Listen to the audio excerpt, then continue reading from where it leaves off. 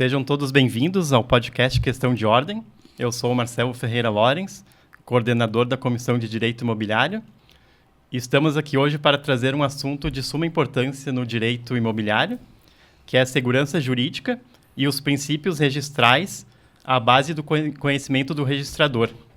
Contamos aqui com a presença dos colegas, a doutora Rafaela Baí de Ros e do doutor Rubens Leite da Costa, que são membros e participantes ativos de nossa comissão. E como nosso convidado, temos o nosso convidado especial, o doutor Eduardo Rocha Nunes, o oficial substituto da primeira zona imobiliária de Caxias do Sul. Agradeço por terem aceitado o convite para estarmos nesse bate-papo. Esse podcast tem o patrocínio da AR Master Sul, assessoria documental. Gostaria de agradecer novamente, então, a presença e passo a palavra para o doutor Eduardo. Muito obrigado. Gostaria de cumprimentá-los, primeiramente a Rafaela, Marcelo, Rubens. Obrigado pelo convite. Eu espero que a gente consiga levar esse podcast com a leveza que ele merece, mas trazendo todo o conhecimento que precisa ser difundido. Né? A importância da segurança jurídica e dos princípios registrais, né, para um bom resultado frente ao registro de imóveis, para a celeridade, que ela é importante, né, é algo que a gente precisa trabalhar com cuidado, e espero que hoje a gente consiga fazer isso. Obrigado, doutor Eduardo, pela presença. E para iniciarmos então esse bate-papo, né, nós gostaríamos de colocar uma questão. Como é a segurança jurídica? Como se podemos oferecer ou fornecer uma segurança jurídica para os nossos clientes, para os nossos munícipes, esses interessados e essas pessoas que estão em transações imobiliárias? Rubens, obrigado pela questão. Quando a gente pensa em registro de imóveis, a gente tem que entender algumas questões básicas, né? Vamos partir de um raciocínio. Conversávamos há alguns dias sobre como o registrador enxerga a documentação que lhe é apresentada. Pensem vocês, enquanto estão recepcionando os seus clientes. Como é que vocês montam uma documentação necessária para apresentar o registro de imóveis? Vocês têm as partes na frente de vocês. Uhum. Vocês reúnem os documentos. Vocês apresentam ao registrador. Muitas vezes o convencimento de vocês de que aquele é o ato que deve ser praticado, ele está muito naquilo que foi apresentado pelas pessoas. Correto? O registrador, então, recepciona de vocês a documentação que vocês redigem. E a gente vê apenas a documentação. Então, acho que uma primeira importância que a gente poderia trazer para cá é isso. É entender que o registrador, ele apenas vê a documentação. E ele não tem as partes para buscar mais informações. Uhum. Então, vale a gente partir dessa ideia de que é necessário trazer para dentro da documentação que se apresenta frente ao registro de imóveis as informações que levaram vocês a se convencer de que aquele é o ato a ser praticado. Isso a gente vê muito no uso capião, por exemplo. Vai requerer uma uso capião e apenas diz que a pessoa tem posse mansa, pacífica, ininterrupta, ao longo do tempo, com animus domini, mas não disse nada do exercício da posse. Né? O registrador vai atuar nesse caso, vai registrar, ele não teve o convencimento. E esse convencimento ele é necessário para que ele tenha segurança jurídica em agir. Né? Isso é um ponto que eu gostaria de trazer para vocês, né, de reflexão. Mas para que a gente entenda a segurança jurídica nos registros de imóveis, eu acredito que a gente precise pensar sobre os tipos de registros de imóveis que existem no Brasil, no mundo, perdão. A gente tem registros de imóveis, são vários, mas eu vou destacar 3, né, de tutela fraca, de tutela média e de tutela forte. Como assim? Qual é a proteção que o Estado dá ao registro? Num de tutela fraca, o registro ele é um mero arquivamento de documentos. Eu apresento qualquer documento e o exame da legalidade que o registrador deveria fazer, ele é reduzido. Não preciso me preocupar tanto com a continuidade dos atos, com a certeza de que quem está transmitindo a propriedade realmente é o proprietário daquele imóvel. Certo? Certo. Então, é um registro totalmente frágil, sujeito ao contraditório, sujeito a um contrato particular ter mais valor do que o registro. Precisamos, então, materializar uma intenção, uma vontade, de maneira que fique no princípio da boa-fé, ou da fé pública que permeia esses registros, né? E dar segurança a todos os participantes. Quando se publicita essa questão... Por exemplo, esse exemplo de registro de imóveis de tutela fraca, ele é um exemplo do registro de imóveis da França, por exemplo. Ele privilegia muito mais a segurança jurídica dinâmica, que é a segurança jurídica dos contratos que circulam na sociedade. Se a gente pegar o exemplo do registro de imóveis alemão, que é um sistema de registro de imóveis de tutela forte, aonde o Estado garante o registro, no momento em que você efetiva um registro na Alemanha, ele não é anulado, ele não é cancelado. Ele se mantém, ainda que tenha algum vício, ele se mantém registrado e vigente, produzindo todos os seus efeitos. Registrou, tá? Nem por ordem judicial. Nem por ordem judicial, porque se alguém for lesado, o Estado indeniza. Então, registrou, está registrado. Não Exato. tem... Então, veja que numa situação tem um registro de imóveis vulnerável, sujeito ao contraditório, às anulações e tudo mais, aos cancelamentos, né? E num outro a gente tem um registro de imóveis absoluto, que não admite prova em contrário e que vai ter vigência e eficácia ainda que tenha vícios, porque o Estado vai indenizar a parte lesada. Aí vocês pensem, qual é o registrador que precisa atuar com mais cuidado? O registrador na França, que é um mero arquivamento de documentos, ou na Alemanha, que tem um trabalho, né, que necessariamente precisa analisar o documento apresentado de uma forma muito mais contundente para evitar vícios, porque também a responsabilidade é do Estado, mas ele vai responder perante os atos que... Pessoalmente. Referente aos atos que praticou. É uma análise bem mais delicada também, né? Tem que ser criteriosa. Exato. E qual é o registro de imóveis que a gente tem no Brasil? É um registro de imóveis de tutela média. Ele não é absoluto. Ele admite prova em contrário. Né? Na Alemanha, esse exame de legalidade, essa força que se dá aos registros, privilegia o que se denomina a segurança jurídica estática, segurança jurídica do registro. Né? Se eu tenho um contrato, se eu tenho um documento que não está no álbum imobiliário, que não está no registro, ele não tem mais valor do que o que está assentado no registro de imóveis. Sim. E no Brasil, como é que funciona? Você já deve ter se deparado com alguma situação de anulação de um registro. Né? A gente tem a fraude a credores, a gente tem uma série de situações, né? Mas o registro de imóveis do Brasil, ele tem, como na Alemanha, um princípio que é o da legalidade, que exige do registrador um exame dos documentos que foram apresentados. A gente vai conversar um pouco mais sobre isso. Salvo engano, o registro de imóveis no Brasil, se não estou enganada, ele é novo, né? Menos de 200 anos. Menos de 200 anos, 150 anos, né? Praticamente novo. Novo. Exato. Mas muito evoluído, considerado um dos melhores registros do mundo. Muito embora não exista registro de imóveis perfeito, na visão dos doutrinadores. Mas o registro de imóveis do Brasil é um dos melhores registros de imóveis do mundo. A gente não tem um sistema que garanta um registro absoluto, né? sem contraditório. Mas a gente atua de uma forma que só é admitido a registro aquilo que tem requisitos de validade, né? Atende legislação, e por isso, né, que às vezes a gente eleva a forma criteriosa com que a gente trabalha. Acho que é extremamente importante a gente ter essa noção, né? Não, com certeza. Está aí o trabalho do advogado.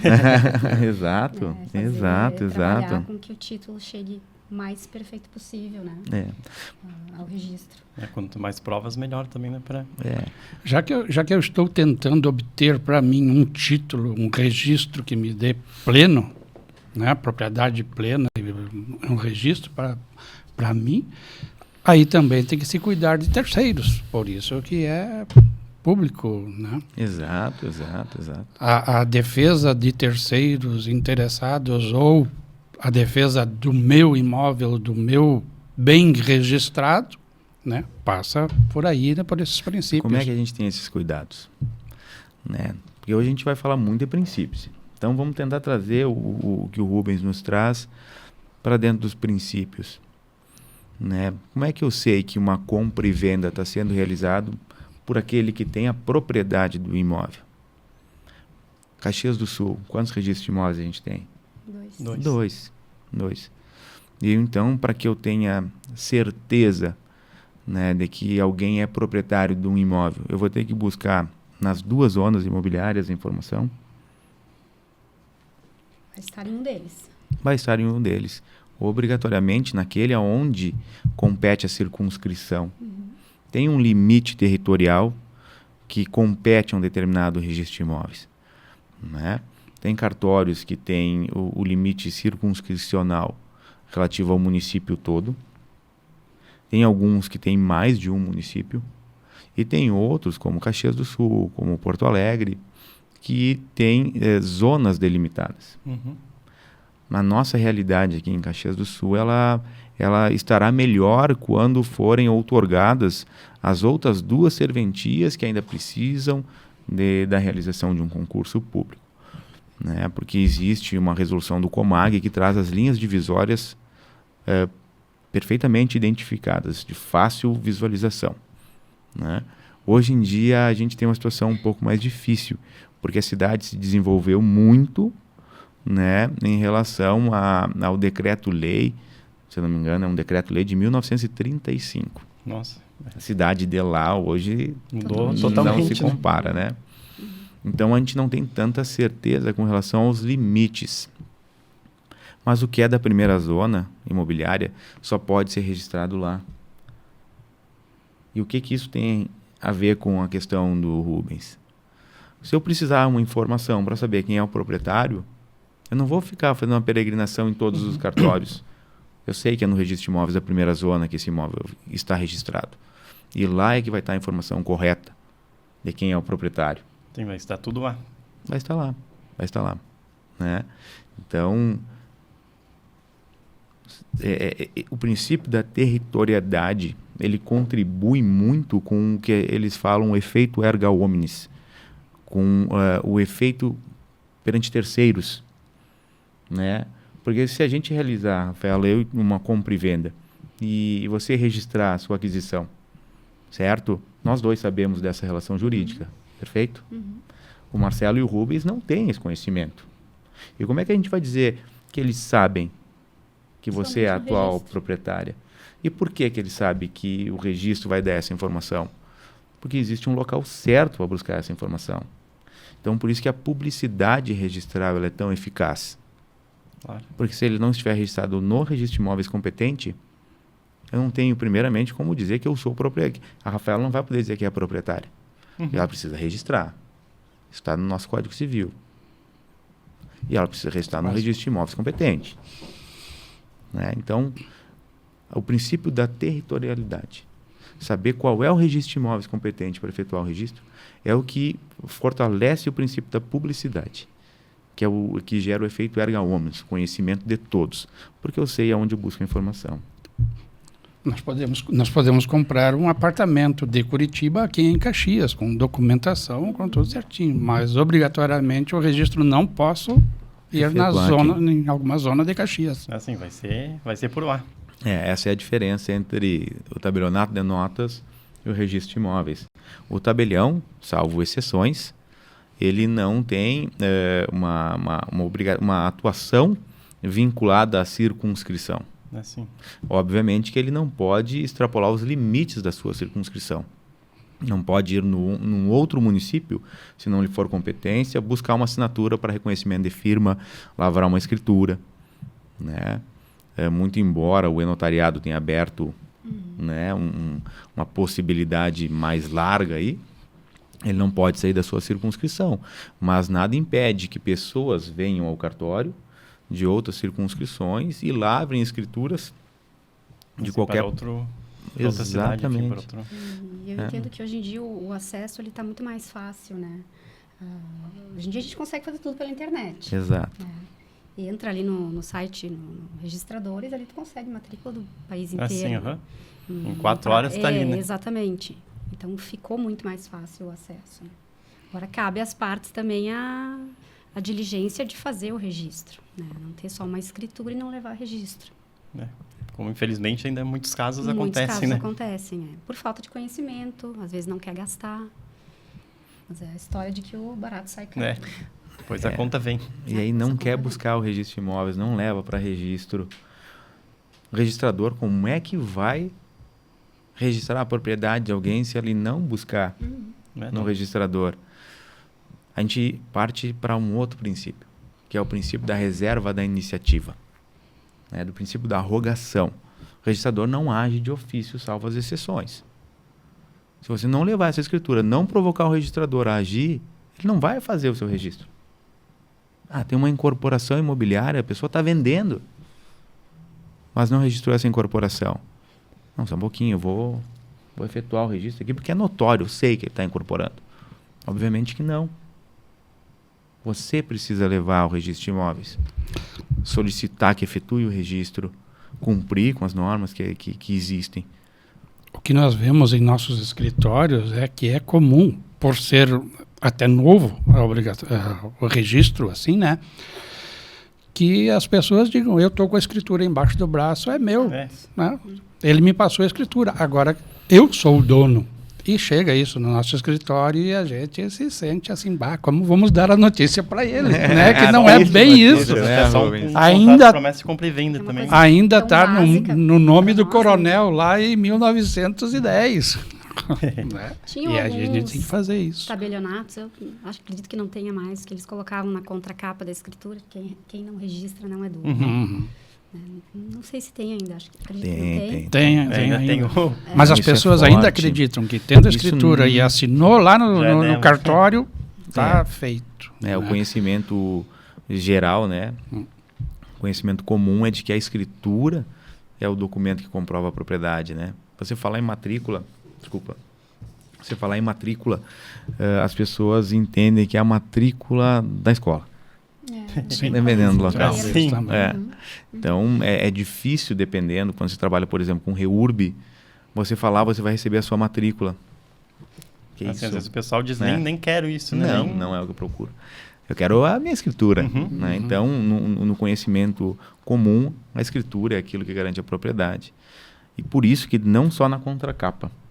Vocês devem ter percebido que quando é lavrado uma escritura pública de compra e venda, o tabelião ele lê que transfere desde já a posse, domínio, direitos e ações. E o registro e a propriedade com o registro.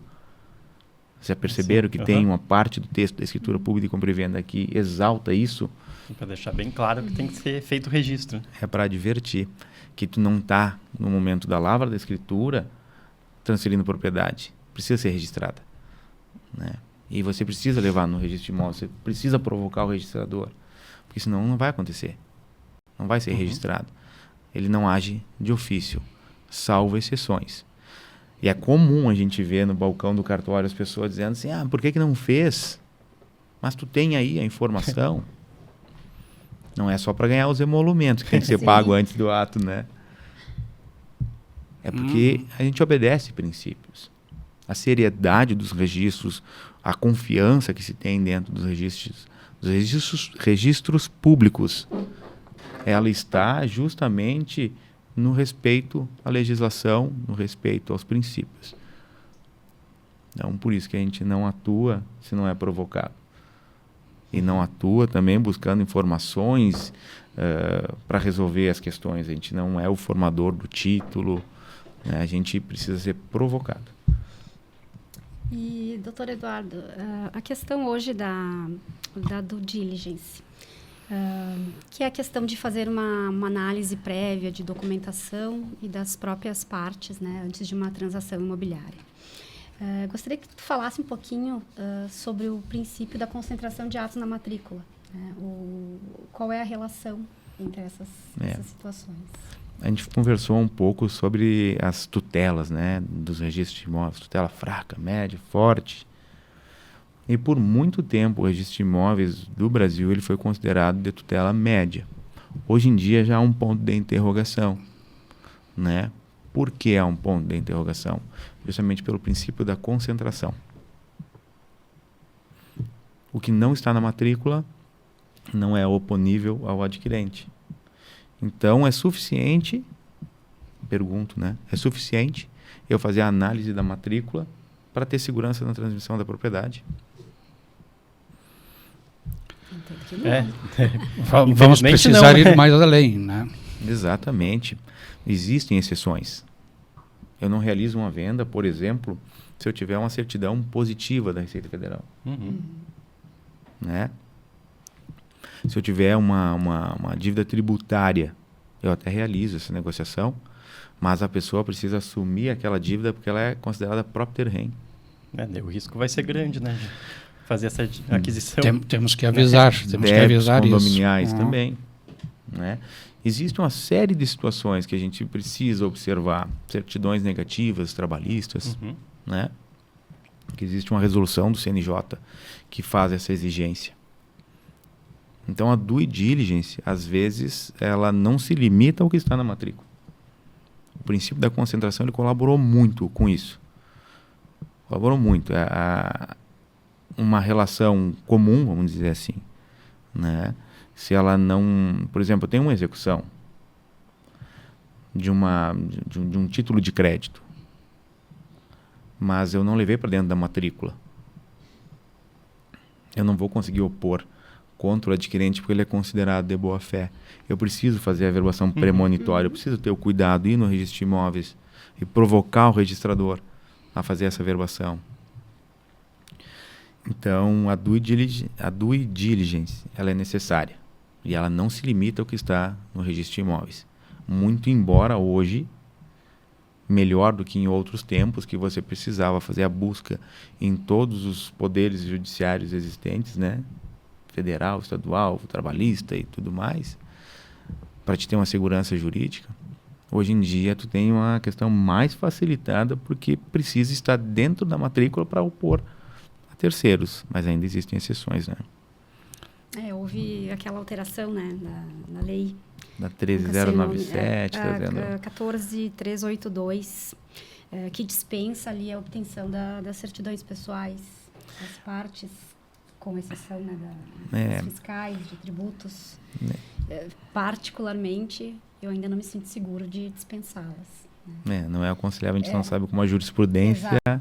melhor continuar como estava, digamos assim. Uma alteração nova, né? E também ela trouxe a situação de que as certidões que precisam ser apresentadas para a lavra da escritura é apenas a matrícula atualizada do imóvel. Não precisaria mais a apresentação de uma certidão negativa de ônus. Mas vocês dispensariam essa análise do registrador? Não. Para defesa dos... Com certeza tem matrículas que às vezes a gente perde dias para conseguir compreender ela. A gente está trabalhando numa situação que estamos aconselhando as partes a partir para o princípio do saneamento. Vocês já ouviram falar? Sim, muita gente faz isso. Aliás, a cooperação que nós estamos tendo com os registradores de tabelionato é nesse sentido. Vamos colaborar para resolver essa questão aqui, né? Deixar a matrícula inteligível, né? Exato. Deixar a matrícula de forma que qualquer pessoa possa olhar ela e entendê-la. Exato. O princípio do saneamento, daí como uma exceção ao princípio da arrogação, ao princípio da livre iniciativa das partes, né? Ele possibilita em alguns momentos que o registrador saneie a matrícula, trazendo apenas os atos então vigentes, para que ela fique mais fácil de interpretação. Eu posso pegar uma matrícula totalmente confusa, e mesmo que ninguém me solicite, eu posso pegar ela, fazer uma análise e excluir todos os atos que não importam mais. Tem uma hipoteca já cancelada. Tem uma verbação premonitória cancelada. Eu tenho uma transmissão de propriedade totalmente quitada, resolvida. Não preciso mais ter aquilo ali. Porque a gente tem matrículas com mais de 500 atos. Nossa.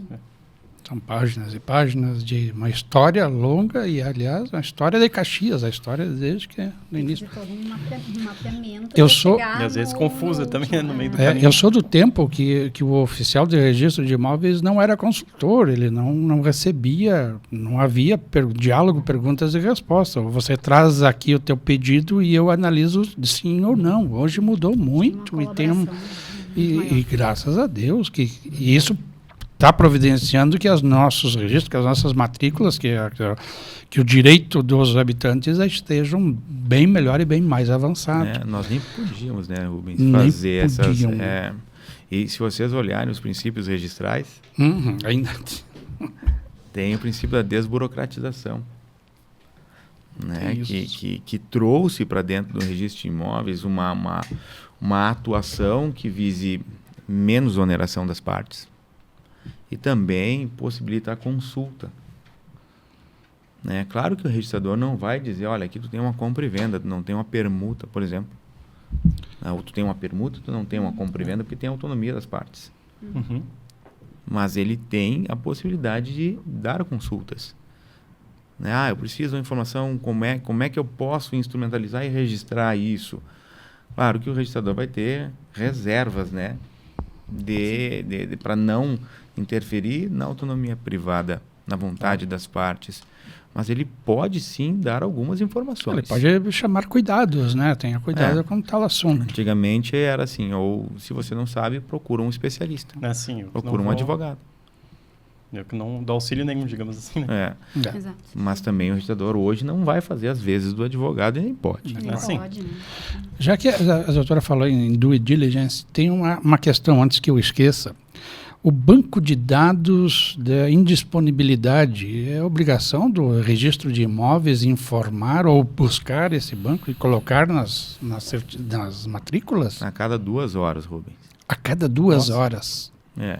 Então, as decisões judiciais lá de indisponibilidade de bens que estejam ocorrendo na comarca, em qualquer comarca, ou com um imóvel, será buscado e Exatamente. registrado. Claro que hoje tudo isso é automatizado. A gente não precisa nem acessar mais o site como se fazia manualmente antes. Né? Tanto o notário quanto o registrador. O notário, antes da prática de qualquer ato, na lavra da escritura, vai constar a CENIB lá. Foi realizada a consulta CENIB. O tabelião ele não vai deixar de lavrar uma escritura por conta de uma indisponibilidade vigente. Isso é uma informação bem importante. Está realizando um negócio. Muitas vezes já até pagou o preço. Sim. Aí vai fazer a escritura, tem uma indisponibilidade. Não, então não vamos lavrar essa escritura agora. Lavra. Mas com ciência. Lava. Com a ciência. O tabelião vai fazer constar na escritura que lavrou com a ciência do adquirente, de que existe essa certidão, né, de indisponibilidade de bens, mas que ela não... que essa certidão de indisponibilidade de bens ela não impede a lavra da escritura, mas não possibilitará seu registro enquanto vigente a Não podemos ir indisponibilidade contra a de bens. vontade das pessoas, né? Pelo menos tu tem o título e tu vai estar numa situação muito melhor no momento em que for cancelada essa indisponibilidade de bens para registrar, porque ele te apresenta automaticamente no registro de imóveis. Tu tem que passar por um procedimento de lavrar uma escritura, Tem uma às etapa a vezes menos, não é do dia para a noite, né? Então tu já está com o título em mãos. Tu já pode até estar com ele protocolado, né? Que enquanto essa indisponibilidade estiver lá, obviamente tu vai ter que cuidar do teu protocolo. Ele não vai ficar suspenso. Mas se ele estiver vigente, quando se determinar o cancelamento, a tua escritura vai poder ser registrada. Inclusive, pode protocolar e buscar cancelar essa indisponibilidade indo no juízo, buscando um advogado, né? Que entra o papel do advogado. Exatamente, exatamente. Né? Então, essa indisponibilidade de bens, ela trouxe um problema inicial para o registrador, né? Porque precisava acessar manualmente. Hoje em dia ela é facilitada através dos sistemas, né? E é um cuidado que a gente sempre tem que ter no momento de 2 em 2 horas e no momento em que se está lavrando um ato. Se eu estou fazendo um registro, antes de dar o enter para finalizar o registro, o registrador precisa fazer a verificação se existe ou não uma indisponibilidade naquele momento. Me parece que essa questão de tempo é bastante importante nos registros e nos cadastros e nas anotações, né? Eu queria trazer, se me permitem, colegas, a questão do protocolo. É muito importante o protocolo. Quanto é importante o que tem acontecido com isso? Porque para mim nunca aconteceu uma briga de minutos, por causa de minutos. Já vi coisas aí. Vamos jogar com 2 situações, então, a indisponibilidade de bens. Eu protocolei a minha escritura, certo? E depois de protocolado ingresso uma ordem de indisponibilidade de bens, a gente tem o princípio da prioridade, né? Grande prioridade no direito e preferência no registro. Não sei se eu falei na ordem certa, mas acho que dá para compreender, né? É prioridade e preferência. De quem chegou primeiro. Tem exceção? Tem. Uma escritura pública, lavrada na mesma data, constando horas. Se eu efetuar 2 vendas, uma às 12h30 e a outra às 13h30, as 2 forem protocoladas no mesmo dia, né? Ainda que a lavrada às 13h30 tenha sido apresentado antes da que foi lavrada às 12h30, por constar a hora no corpo da escritura, olha assim, aí, fica diferente. eu vou ter o direito a inverter a ordem. O registrador tem o direito de inverter a ordem. Uma hipoteca de 2º grau, se não tiver o registro da hipoteca de 1º grau, ela vai aguardar dentro do prazo de protocolo dos 20 dias úteis a apresentação da hipoteca de 1º grau. Só vai mudar a ordem se dentro do prazo não for apresentado e no dia imediato eu tenho que fazer o registro. Mas a regra é a ordem do protocolo. Frente a uma indisponibilidade de bens, por muito tempo se entendeu que não se realizaria o registro. Hoje é diferente. Hoje a gente faz uma consulta, mas por prudência. Porque se eu tenho um título prenotado antes da indisponibilidade de bens, vale a prioridade de preferência, né?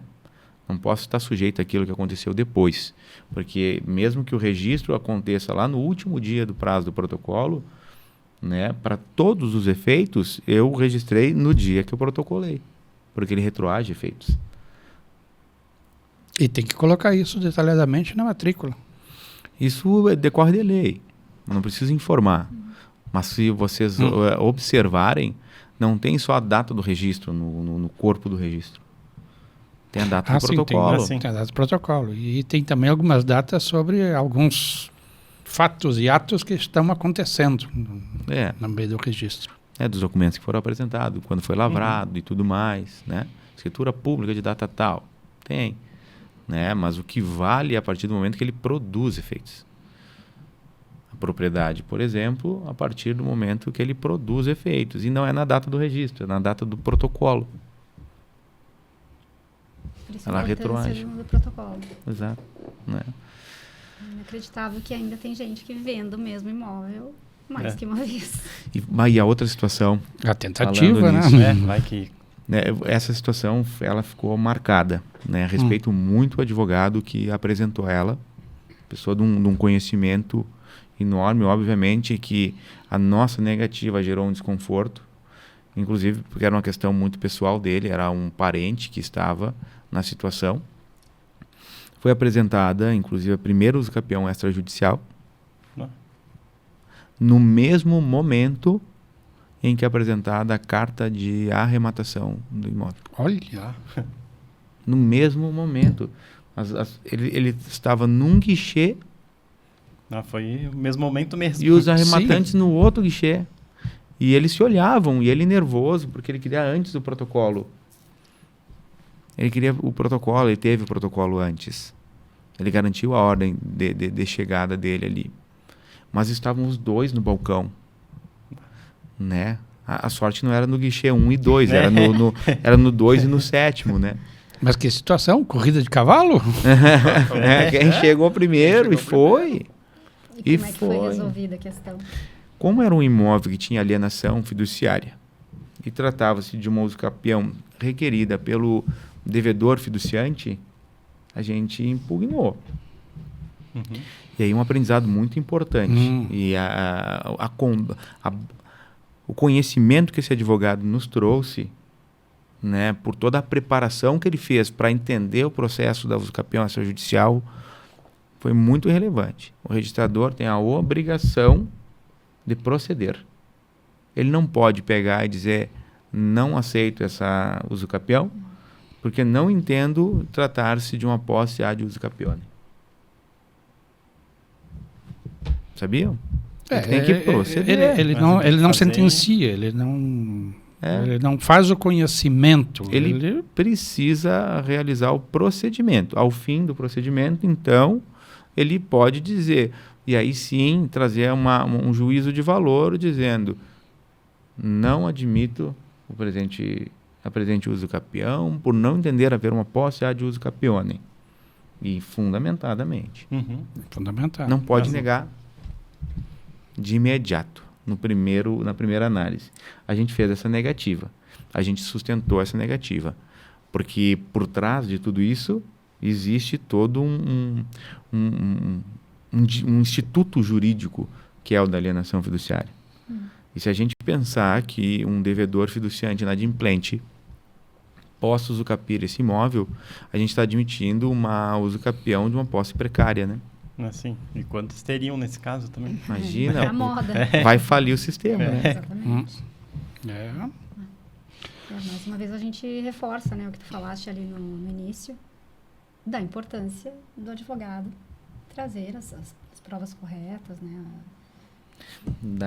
O seu Olinto dizia da alimentação do processo, né? O processo, o título bem sucedido é aquele que o advogado alimenta adequadamente, traz todas as provas, todas as informações, porque precisa convencer o registrador, em especial no usucapião, que é um título que ele não é tão objetivo, né? Se eu vou registrar uma incorporação imobiliária, as questões subjetivas elas são muito menores. Né? Por muito tempo, no registro de uma incorporação imobiliária, e ainda acontece isso, mas há uma necessidade de análise da capacidade construtiva, da idoneidade financeira daquele incorporador.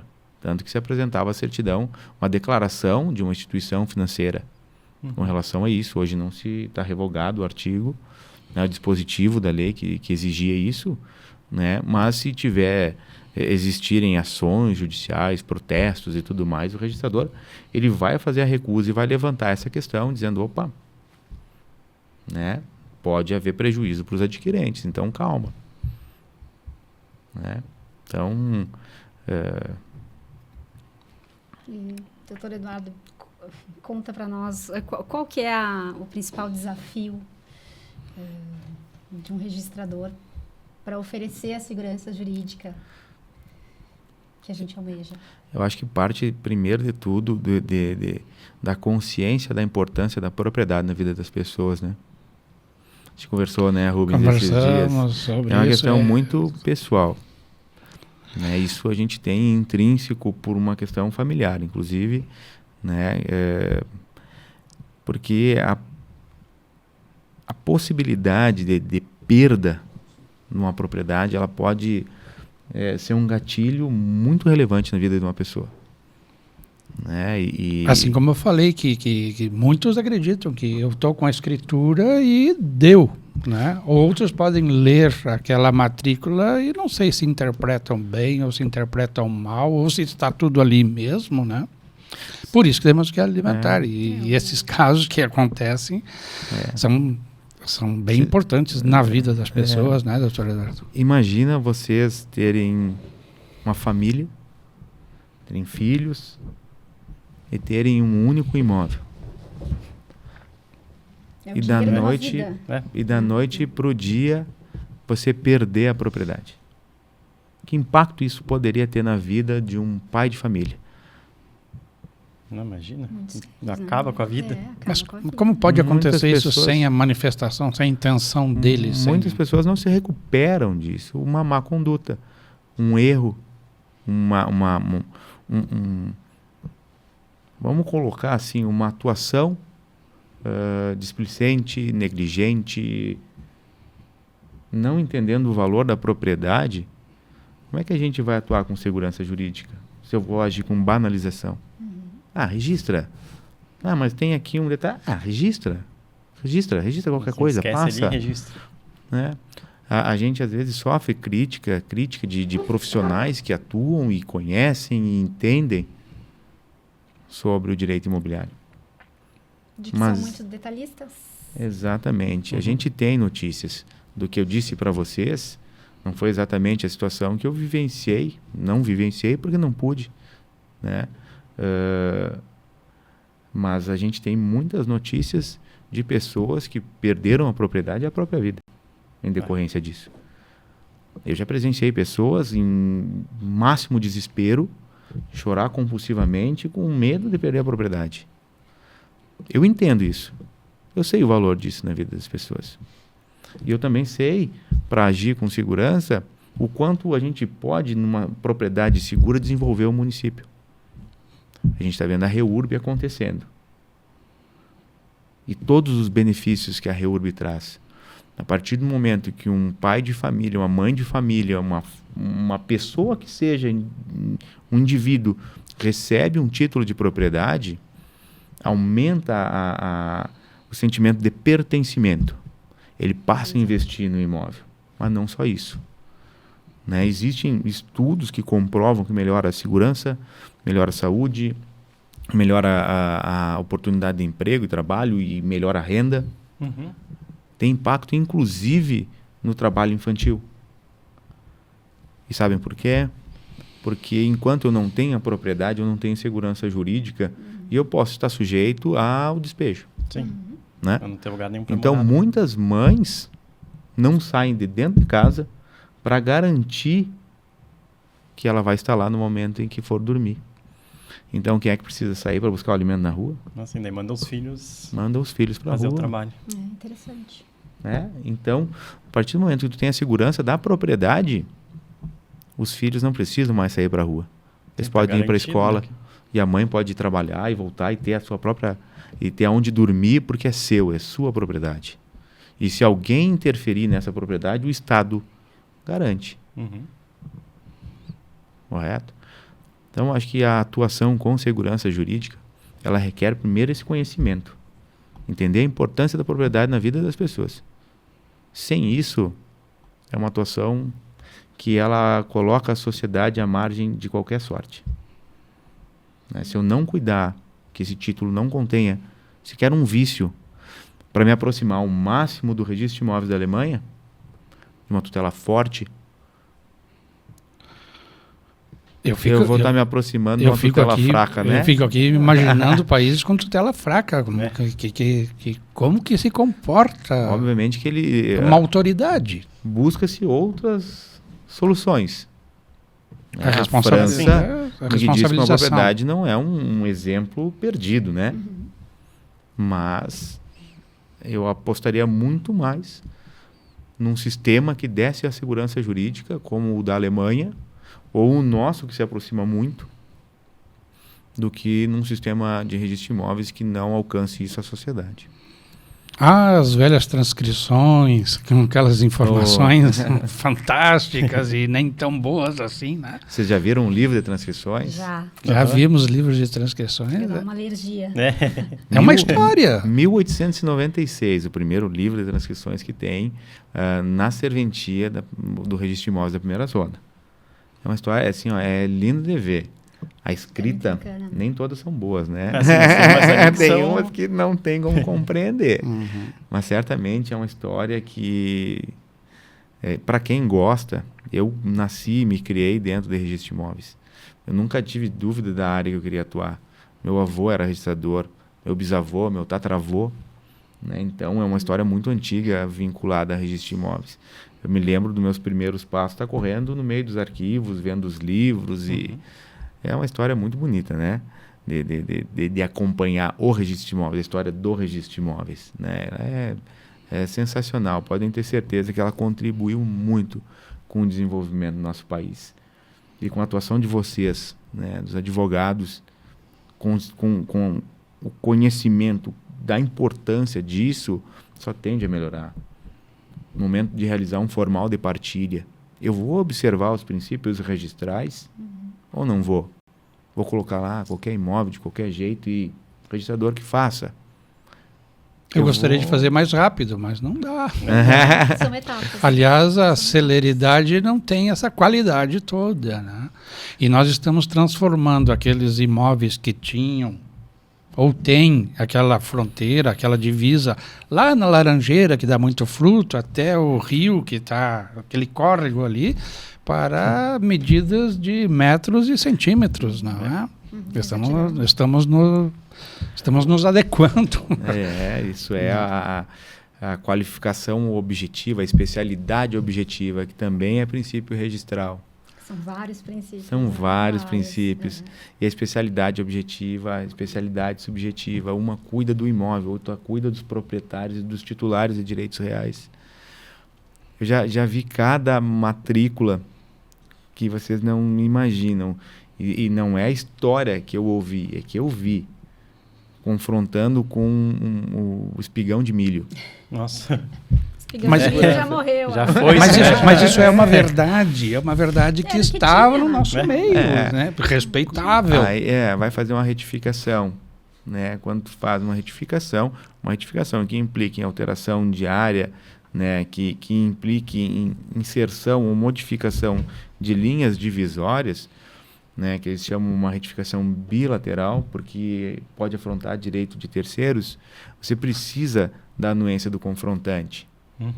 E aí você vai buscar dentro dos registros a confirmação de que aquela pessoa sempre foi o confrontante. Eu não posso pegar um imóvel e dizer que ele é confrontante, né, e a que título? Nunca esteve nos registros. E eu entender que é suficiente para mim ter segurança jurídica de dizer que o imóvel tem 12 metros de divisa e não 10.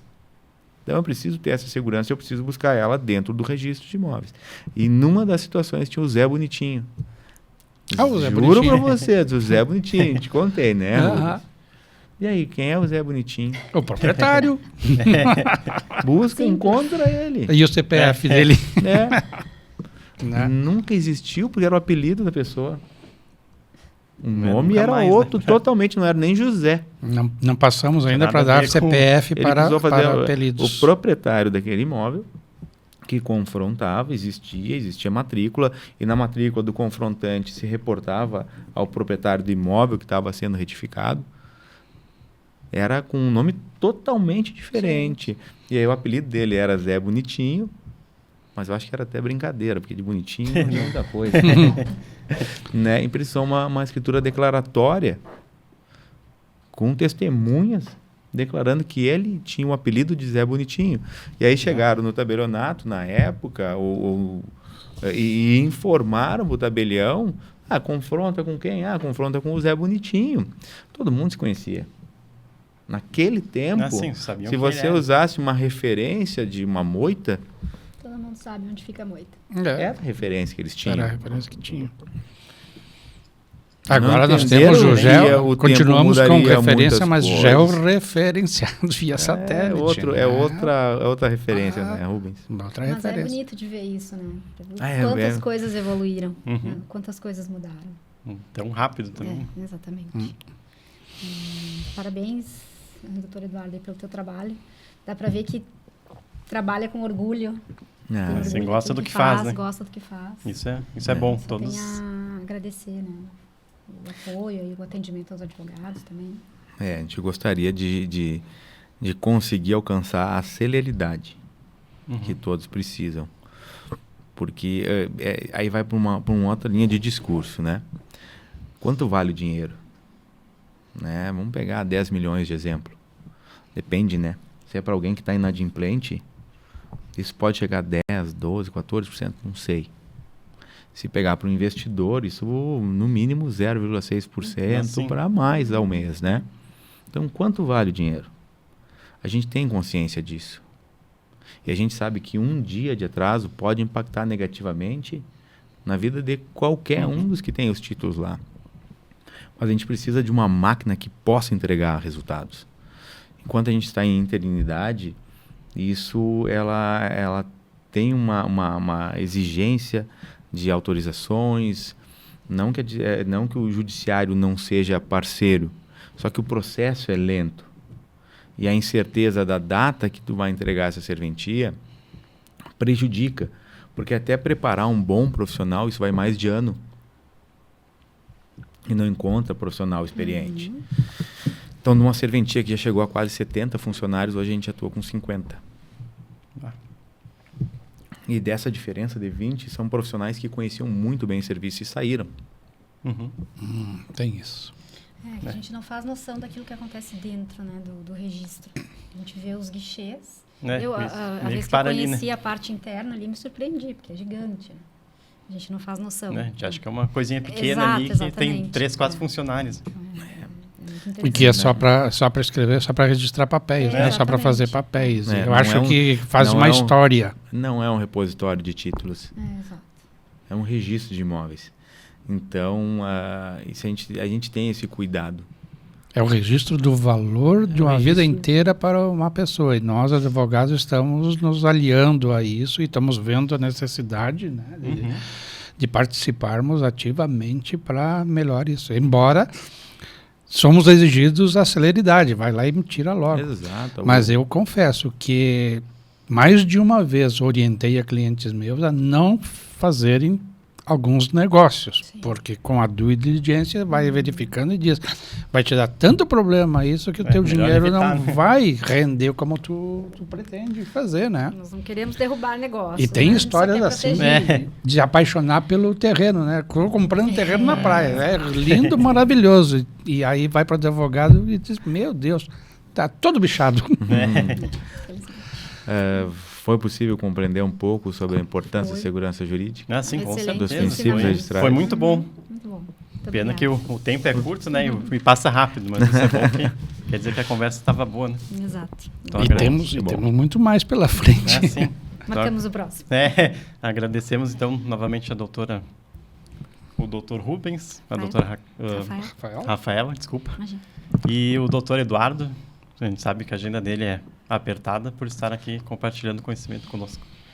Então, o podcast Questão de Ordem está disponível com um novo episódio toda quinta-feira nas redes sociais da OAB Caxias do Sul, no YouTube, Facebook, Instagram e no Spotify. Não esqueça de curtir, compartilhar e comentar as nossas plataformas digitais e mais informações podem ser obtidas no site da oabcaxias.org.br. E, por fim, reiteramos o nosso agradecimento ao patrocínio da AR Master Sul, assessoria documental. Muito obrigado a todos